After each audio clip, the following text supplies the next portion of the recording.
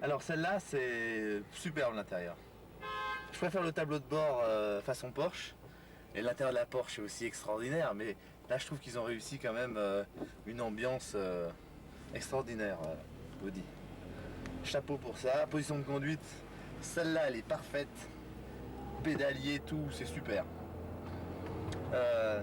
La boîte, elle est correcte, elle est pas mal, loin de la Honda. La Honda c'est loin devant. Et aussi bien que la Porsche, peut-être, je vais pas dire mieux que la Porsche, mais ça se vaut presque. Et c'est marrant, mais la boîte était mieux sur le TT que sur la S3, alors que c'est les mêmes. Peut-être que le levier fait la différence, ou je sais pas, où le châssis, enfin je sais pas. Très coupleux le moteur, bon c'est un 1 litre de turbo, donc finalement c'est normal. Et très coupleux. Bon, c'est une 4x4, alors on va moins rigoler qu'avec surtout en saut de virage et avec les propulsions.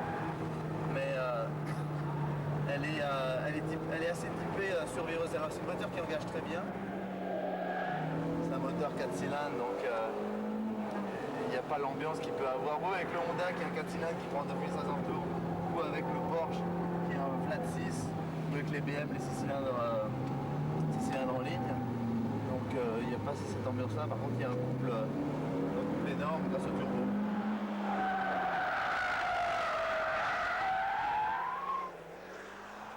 La seule critique c'est que bon, c'est mieux en comportement, mais la façon dont apparaît le survirage dans le rapide, c'est un peu plus brutal, donc il faut être un peu exercé quoi. T'as vu dans le grand droit là-bas derrière, en entrée c'est quand même un peu chaud quoi.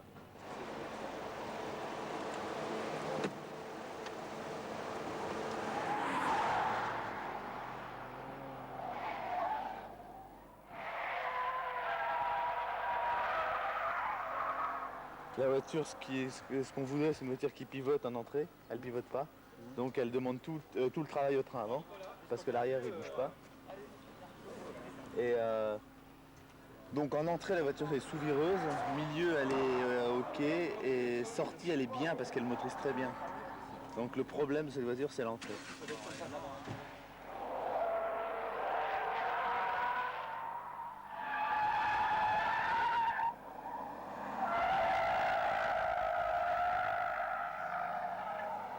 Elle s'ouvre un peu, elle est un peu feignante. Mais sinon elle réagit vraiment bien au lever de pied, tu la places comme tu veux. Quand tu mets les gaz, c'est vraiment, quand tu prends ta glisse, c'est vraiment une glisse progressive, très constante, très facile à gérer.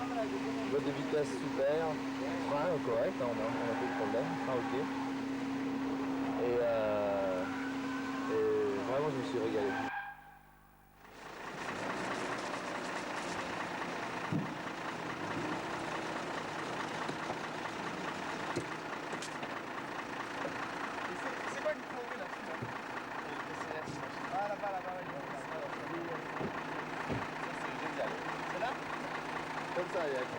C'est vraiment le type sport au maximum. Ça veut dire que bon, il y a qu'à voir le tableau de bord, ça ressemble de très près au tableau de bord qu'on peut avoir dans nos Formule 3000. Donc le contour en gros, quelques instrumentations, la pression d'huile, température d'eau et la vitesse comme ça, mais on a l'impression que la vitesse c'est presque facultatif.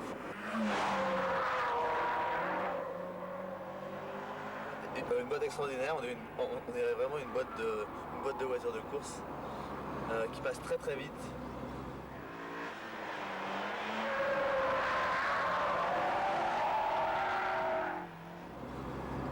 Bon, quelques petits défauts, la position de conduite elle n'est pas géniale.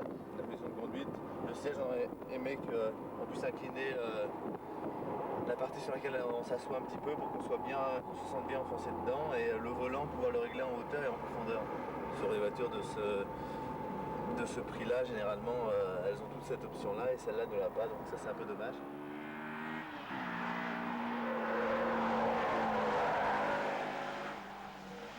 Par contre, en comportement, elle est incroyablement efficace, très facile à conduire, et moi c'est vraiment celle avec laquelle je me suis amusé le plus.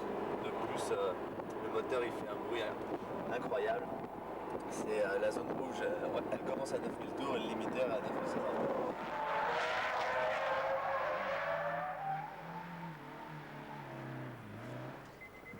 Alors?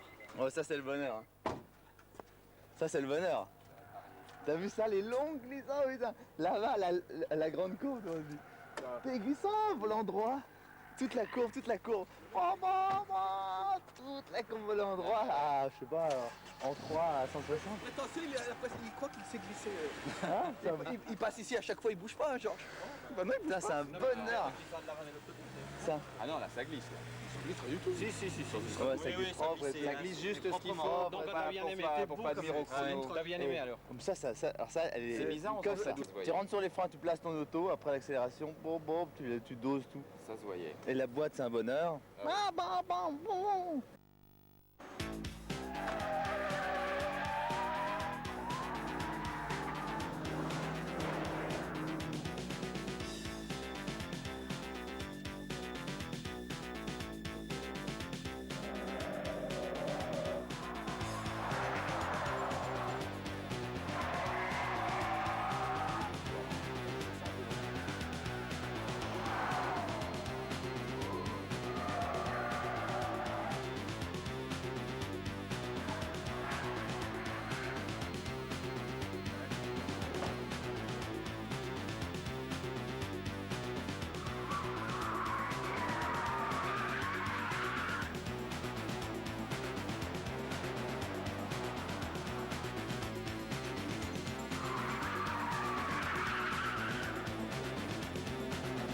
Pas que les freins bien quoi les freins, mais là on est mieux je pense.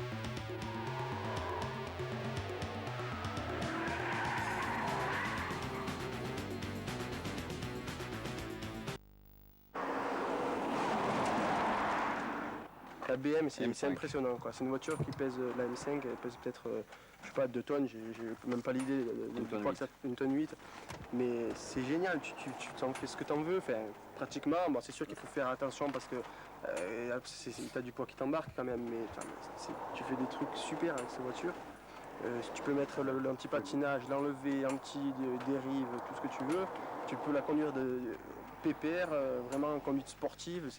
C'est dément, tu fais des glisses de 50, 100 mètres, des glisses de 100 mètres avec. Non, attends, c'est Citez-moi.